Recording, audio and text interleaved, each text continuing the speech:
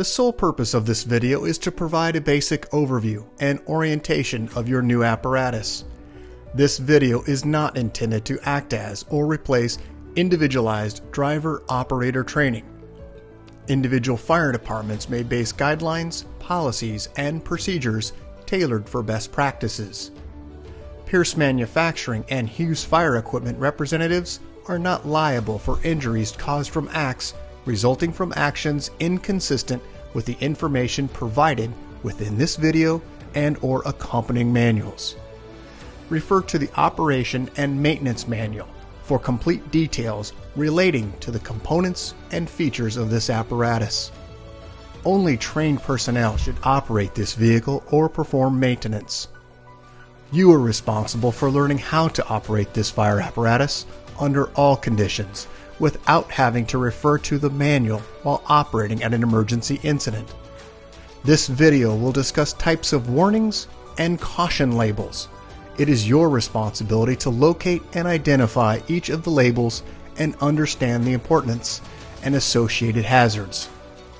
Warning labels will point out procedure that must be taken or action that must be avoided to guard against the possibility of serious injury or death. Caution labels will advise you that there is a risk of damage to property if certain precautions are not followed. Continuous training, reviewing of operation and service manuals, developing good standardized practices will assist driver operators with a more complete understanding of the components and operation of this fire apparatus. As the driver operator of this vehicle, you are responsible for understanding the function of each component of the apparatus, maintaining control of the fire apparatus at all times while in operation. Make operational and functional changes while operating at an emergency without having to read operator's instructions or safety warning labels. Operate manual override and emergency shutdown procedures immediately if a component fails to operate properly. Components location may vary with each Pierce fire apparatus. Review the exact location of each component prior to operation. Major inconsistencies between your vehicle and the information contained in this video should be directed to your sales representative. Safe operation of any vehicle is the responsibility of the driver operator. You must learn the location and function of all controls, switches, gauges, valves, inlets, and discharges. Due to a higher center of gravity, heavy trucks have a significantly higher rollover tendency than other types of vehicles. To reduce the risk of rollover, avoid making sharp turns, excessive speed, and avoid abrupt maneuvers. In the event of a rollover crash, an unbelted person is significantly more likely to become injured or die than a person wearing a seatbelt. In the event of a crash, unbuckled occupants can also become a hazard to other occupants, as they may be thrown around inside the cab. Seatbelts are required while in operation. Please refer to your warranty certificates for details and information enclosed in your manuals. Customer-installed equipment must be mounted to withstand road travel and comply with NFPA 1901. Modifications such as drilling holes or welding to structural frame components of the chassis are not permitted. Contact Pierce for instruction and review of non-structural sheet metal or other dissimilar metals for modification. Follow the radio installation guide for further assistance on installing or mounting electronics. Before placing your new apparatus into service, perform a primary inspection of key components of the apparatus, including all fluid levels, anti-lock braking systems, electronic stability control, and automatic traction control. Weigh your apparatus to ensure that it conforms to axle and brake ratings. Never exceed the gross axle rating printed on the label inside the cab. Exceeding these ratings could lead to reduced component life, personal injury, or death. Review the use of auxiliary braking systems, compression brake, exhaust brake, electronic retarder, and hydraulic retarder. Before placing the apparatus in service, refer to the operational maintenance manuals. Information on the operation and maintenance functions for the components such as the pump, pressure governor, and foam systems, along with other options, is provided in either the Pierce manuals and/or other manufacturer support information delivered with the apparatus. If you need more information, please contact Hughes Fire Equipment. Congratulations, Tucson Fire, Arizona, on your new Pierce Fire apparatus, job number 38183. Please utilize this 5-digit job number when referencing your apparatus with Hughes Fire Equipment and Pierce Manufacturing. We'll get started on a brief orientation of your new apparatus.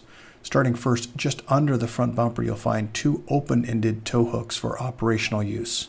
Moving up onto the face of the front bumper, dual air horns. Located on the passenger side face of the grille, this is where you'll find your electronic EQ2B siren. Moving just to the right in the center and over to the driver's side, you'll find your electronic siren PA speaker. Moving up onto the bumper extension, you'll find a tubbed storage location. This is the location for your front bumper load, and also a swivel 1.5-inch discharge. Moving up onto the cab face, you'll find the unit identifier E3, and out to the outer edge, you'll find a marker turn indicator light. Just inside of that location is the headlight structure housing low and high beam headlights. High beam is located on the inside. Moving up, you'll find your emergency warning light cluster directly above the headlight structure, and then also grab handles are located here for gaining access to the windshield area. There are 3 windshield wipers across the seamless one-piece windshield. As we move out to the A-pillar door, you'll find your mirror housing a flat and convex mirror. And then moving up to the brow of the apparatus, you'll find 5 identification clearance lights. Located just above that, you'll find a forward-facing floodlight. Up onto the roof of the apparatus is the emergency warning light bar. Located within inside the light bar in the center is your Opticom system. And then directly above that, you'll find a spotlight controlled from within inside the cab area. Let's go ahead and take a look at the full side view of the apparatus. And we'll focus in on the cab section next, starting first down in the lower section with your wheel, Alcoa wheel, and then also a visual sight gauge indicator into the center axle. On the bumper extension, you'll find a side-facing emergency warning light. Easily accessible with a gloved hand. These are your door lock and latch combination. They are keyed, and then right next to that you'll find grab handles for gaining entry and exit out of the vehicle. Right next to that you'll find your shoreline inlet. It's a 20 amp auto eject. When plugged into shoreline power, your green light will illuminate, and also battery status will indicate the battery status. Also an emergency warning light directly over the front axle. And then as we move up further up onto the cab, you'll find a side-facing scene light. Moving toward the rear portion of the cab, you'll find a water tank level indicator. And then directly above that, you'll find an emergency warning light side-facing.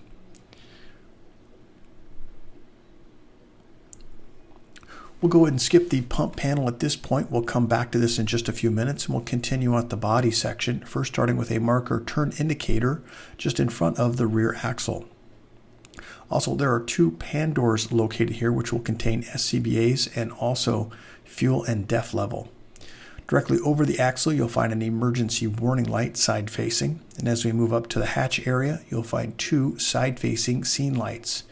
To the rear of the hatch is where you'll find an emergency warning light side-facing. We'll move around to the rear of the apparatus. We'll identify your brake light, turn, and reverse light. At the top, you'll find emergency warning, brake, turn, and reverse. Moving up, you'll find in the cutout area a rear-facing scene light, and then also an emergency warning light. As we move to the very center above the Pierce logo, this is where you'll find your backup camera recessed, and then you'll also find your traffic advisor just above that. As we move all the way to the passenger side, you'll find a 2.5-inch discharge. Let's move around to the passenger side of the vehicle, full view. And then we'll start in with the body section. We do have the same configuration and layout, except for at the very top, your equipment rack, which houses your ladders. and then also your exhaust located in the lower section just in front of the rear axle. We'll come back to the pump panel section in just a few moments and cover that in great detail. Let's move to the cab, where you'll find the same configuration, except at the A-pillar you'll find a side-facing camera. Some close-ups here of the images that we just spoke about. This is your front bumper extension, where you'll also find the hose storage location and also the front discharge. Dry deck material in the lower section. Now moving inside to the driver's space, let's first start with the door panel.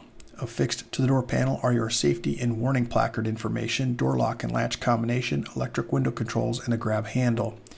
As you move to the engine area, in the lower section you'll find this yellow placard indicating the date of manufacture, 5-digit job number, gross vehicle weight rating, and cold tire inflation. This also houses the VIN number. It also contains information for fluid capacities for each component, fluid capacity, and also fluid capacity type. Moving now to the floorboard, where you'll find a foot pedal for the air horn. About the left knee of the operator, this is your master battery switch, it's quarter turn, and then also the green engine transmission ABS J1939 diagnostic port for your maintenance team. Below that, some switches for ABS diagnostics, DPF regen, and engine diagnostics, and then also regen inhibit switch.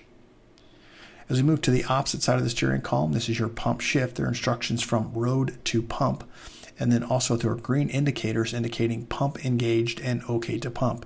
When exiting the cab, you'll need to make sure that pump engaged and OK to pump are illuminating for pump operations.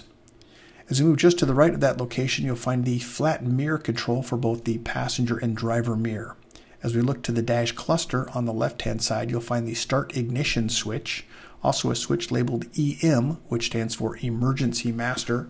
This will engage or disengage all emergency lights, along with headlights and panel switch, allowing you to brighten or dim lights within preview of the operator. On the opposite side of the column is the OK to engage the high idle indicator and switch. As we move to the dash cluster, you'll find the transmission, oil, def level, and water temp gauges. On the right, volts, fuel, front air, and rear air. In the very center, you'll find the tachometer and speedometer. Diagnostic information will display both above and below, and also in the center in a digital readout. Let's move just to the right of the dash cluster, where you'll find the pull to apply your system parking brake and push to release. These are the rear spring brakes, along with the Allison transmission pad, push button, digital readout. As we move up to the very front, this is the monitor for your camera systems. Here's a close-up of those now. As we move down, we'll identify a few switches within this area. First, starting with your siren brake, vent fan disable, and load manager. To the right is your windshield wiper and push for fluid. Further down on the switch panel, we have the engine brake on and off switch, settings for low, medium, and high, a siren horn selector switch, perimeter lights, and mirror heat. Let's move further down with a general view of the lower section in this area. First with the parking brake, Allison transmission pad, and then as we look to the right, you'll find a caution, disengage the retarder when on wet or slippery surfaces. Climate control for heat, air conditioning, and defrost located here. As we move to the right, you'll find a protected switch. This is a reset for your MDT or on-off switch. Also to the center, you'll find those red and white candy cane labels indicating spare wiring. As we move to the center general view here, between the driver and passenger seat, as we look overhead of the driver's seat, I would like to point out the yellow placard indicating the height of the vehicle, 10 feet 5 inches, length 31 feet 6.5 inches, gross vehicle weight rating 42,000 pounds, along with your emergency warning lights, emergency master, roof, front warning, side warning, lower rear warning, and upper rear warning. To the right, additional switches for high beam flash, opticom, front flood, driver's scene light, passenger scene light, and rear scene light. When any of these switches have been activated, the light will illuminate, indicating the switch status. Further to the right, we have a go light. This is the spotlight controlled from inside the cab that's on top of the roof. Moving to the right, this is your EQ2B siren. And then also we have additional left side and right side door open or ajar indicator. Also, you'll find a seatbelt information. Red, someone is in the seat and not belted. Green, they are in the seat and belted. Along with a do not move your apparatus, you may have a compartment or door open indicator. Also, your siren control and traffic advisor control monitors. General view here overhead. As we move now just toward the rear of the air conditioning unit. And then a general view pointing downward.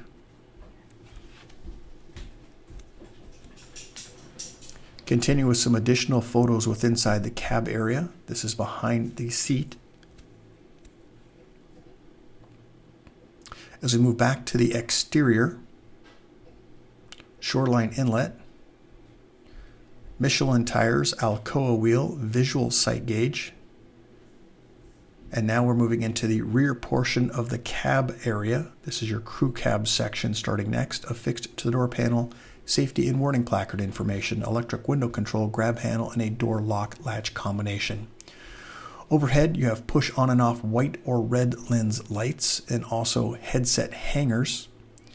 2 rear-facing seats which do house SCBA brackets. 2 forward-facing seats, and then also 2 compartments, 1 on each side.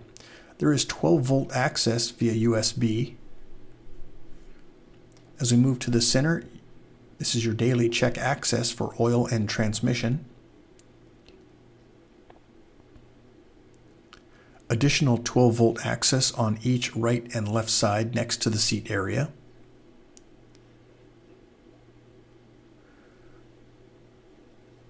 This is the control module for your electronic Q2B. Unit radio behind the seat area. This is the officer's rear portion. Firecom system located on the rear wall for your wireless headset system. This vehicle is equipped with an extreme climate control for air conditioning. It has additional vents throughout the vehicle to maintain the vehicle inside cool status.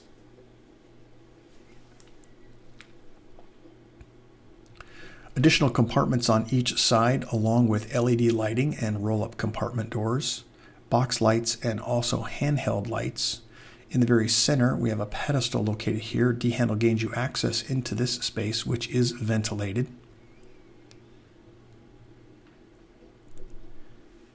Let's go ahead and move now back to the exterior shortly.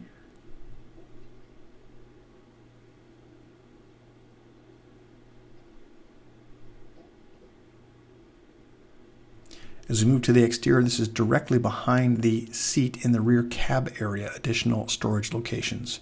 We'll start now with the pump panel area, starting first with the crosslays. There are 3 located here, crosslay 1, 2, and 3. As we move into the pump panel itself, we'll start on the upper portion with an audible alarm. The outer edge of that bezel does rotate to increase or decrease sound, along with panel light. Pump intake and pump discharge master gauges are located on the left-hand side. Your pump boss is located in the very center, and then also an OK to pump indicator, and then also additional switches located here for passenger scene lights and rewind, in addition with an air horn. These are currently plugged. These are the vacuum and pressure test gauge ports and are utilized for testing purposes. We do have a warning placard here indicating entanglement hazard because of those lines coming from aloft, and then also an intake relief valve.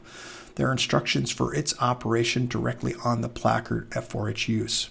Crosslay 1, 2, and 3 have additional gauges here that have flow meters.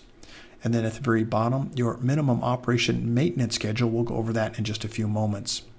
We do have a passenger side inlet. This is an electric valve, along with all of your color-coded and labeled discharges located in the lower section moving toward the right side. As we move to the very top, front discharge, and then also a passenger rear discharge. This also has a flow gauge on it. As we move further to the right, you'll find the tank fill and recirculating line. As we move further down onto the pump panel, we'll start first with the large diameter passenger side discharge. This is a wheel valve located here, and then to the right you'll find a water tank level indicator. It's the blue module. Engine cooler, which is a twist, not a pull. As we move further down, you'll find your tank to pump. And then further to the right, you'll find the fire pump primer, push to prime air for best practices, at least 1,000 RPMs. We'll move further down to the lower section and to the left on the pump panel area where you'll find the two discharges located on the driver's side, along with a truck air outlet and air inlet. As we move further down, some warning placards located here. Warning, do not mix different brands or consistencies of foam for the possibility of foam failure. And then also only trained personnel should operate this piece of equipment, and that's only after proper training. Let's move further down. In the center, you'll find the American flag eagle, Pierce logo. This is your large diameter inlet. You have foam A and foam B locations here. As we move further to the right, you'll find your driver's side auxiliary inlet, 2.5 inch, locally controlled via the ball valve, female inlet. Watrous placard, which we'll come back to that in just a few moments, and then also your pump drain, and then just below that, the manual pump shift. As we move across the very bottom, color-coded and labeled discharge drains. There is also a cut-up location here. This is for additional hose storage. Watrous placard indicating capacity of your pump 1,250 GPM. Maintenance placard for test pressures at 150, 200, and 250 PSI. On the left, you'll find the associated GPM, and on the right-hand side, you'll find the associated RPM at test pressure. While in pump mode, governed speed 2,400 RPMs. As we move through the compartments now, you'll find LED lighting. You'll also find in this compartment in the upper corner, when plugged into shoreline power, the battery charger will activate, maintaining battery status. As we move into the compartments in the wheel area, you'll find just forward of the rear axle, storage location for an SCBA pack or SCBA bottle storage. Michelin tires and Alcoa wheel. Moving now toward the center section of the rear axle, bottle storage location, also ultra low sulfur diesel fill location. It's the silver cap, as it exposed the blue cap for a 4.5 US gallon DEF tank. In the over wheel compartment, you'll also find LED lighting. As we move toward the rear compartment, adjustable shelves and a through compartment. Full view of all compartments open now. We'll move around toward the rear of the apparatus next. Starting down in the lower left corner, you'll find the push button for the stop, go, and reverse. Also rear scene lights, storage location for pike poles, and hand tools. There are 3 hose bed dividers. The fourth is located on the far right, which divides the hose bed for your 2.5 inch discharge. Recessed traffic advisor and backup camera. This is the passenger rear discharge, 2.5 inch.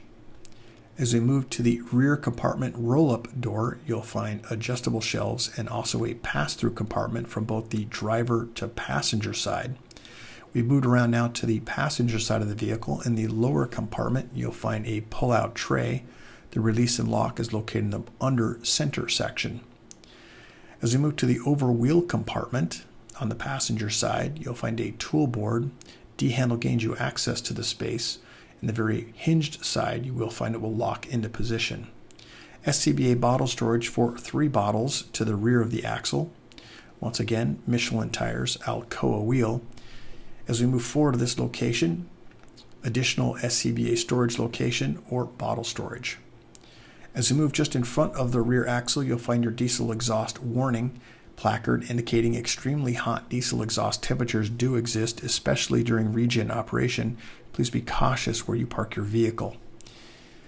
As we move to the forward compartment, SCBA pack located here, and then also adjustable shelving. We're now into the pump house area on the passenger side. We'll identify a few items within this area. Let's start at the very top.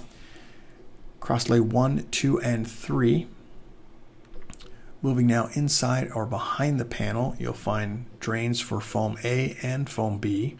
You'll also find the powered equipment rack. We do have a danger placard because of the movement and also instructions for raise and lower. As we move to the cab lift, there is also instructions on this placard along with caution and danger placards, and also to check all cab steps are folded up before raising the cab. Behind the pan door located here is the hydraulic reservoir for your powered equipment rack, along with a red air horn button and then also passenger side scene light switch located on the panel. As we move down, lower section of the pump panel, identify a few items here. First, starting with your large diameter pump inlet, it's the American Flag Eagle Pierce logo. This is an electric valve, and so therefore there is an override located in the upper portion here, tool required for its movement. Also a warning placard here regarding pressure hazard. Caps may be under pressure. Be cautious when opening them. As we move further to the right, you'll find the large diameter passenger side discharge and also the number 3 passenger side 2.5-inch discharge, along with the passenger side auxiliary inlet locally controlled via the ball valve female inlet. All of our color-coded and labeled discharge drains. As we move to the running board, you'll find a cutout section for hose storage and also tie downs. As we move to the rear cab portion on the passenger side, you'll find an additional storage. As we're now moving into the cab area at the rear portion, into the crew cab area, first starting with the door panel. Affixed to the door panel, safety and warning placard information, electric window control, grab handle, door lock and latch combination.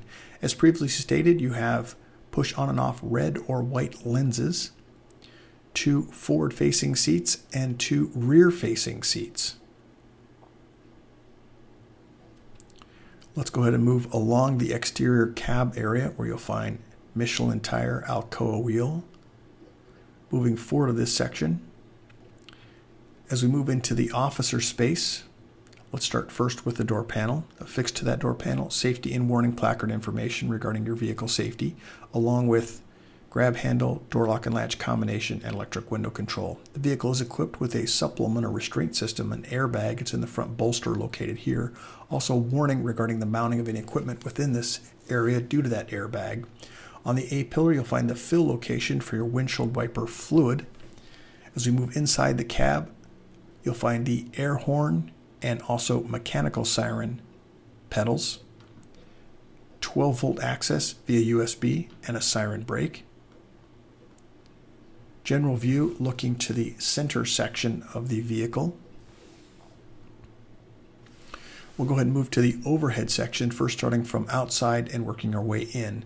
First, you'll find the control module for the Go light located in the center of the light bar. Moving just to the left, your FireCom volume and squelch control. Moving further to the left, unit main radio. Future switch location or items, speaker located underneath. We're now looking at all compartments open on the passenger side. We'll go ahead and move now to the ladder rack. It's currently in a deployed position. It has a 24-foot extension ladder, 14-foot roof ladder, and a 10-foot attic ladder.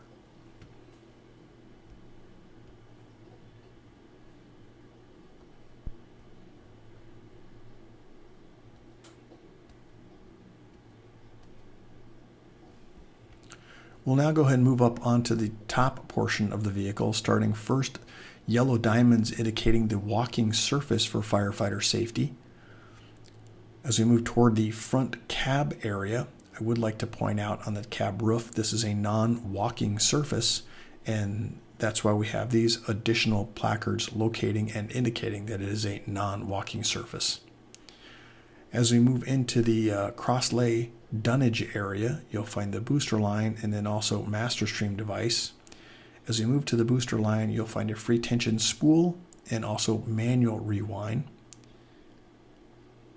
Moving into the forward section of the dunnage, you'll find your water tank top fill and also foam top fill. Just as a reminder, you do have some placards here indicating do not mix different brands or consistencies of foam for the possibility of foam failure.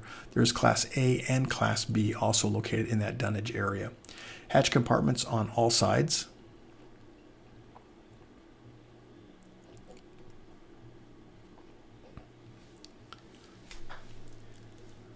We'll go ahead and move into the hose storage location. As you can see, the 4 hose bed dividers, they are movable.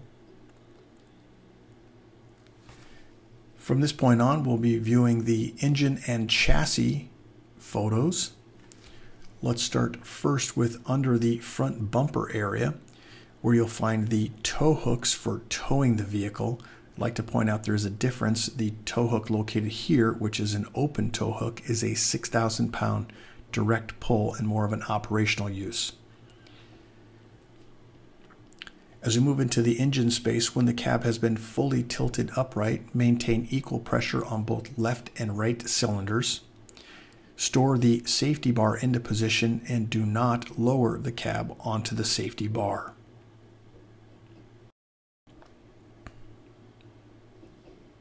Moving now into the front axle and leaf springs. And now into the engine space, where you'll find at the very forward section fill location for your radiator fluid and a sight gauge. Also recovery located over on the left-hand side in the white tank. Power steering reservoir, dipstick, and also visual sight gauge. Fill location for oil and transmission checks. We'll move down the driver's side frame rail.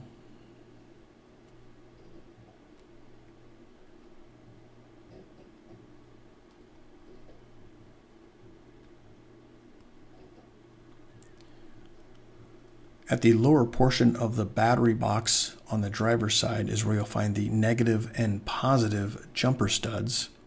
Also, just underneath this location is the reservoir for the hydraulic lift cylinders for raising the cab. There'll be no additional audio from this point on.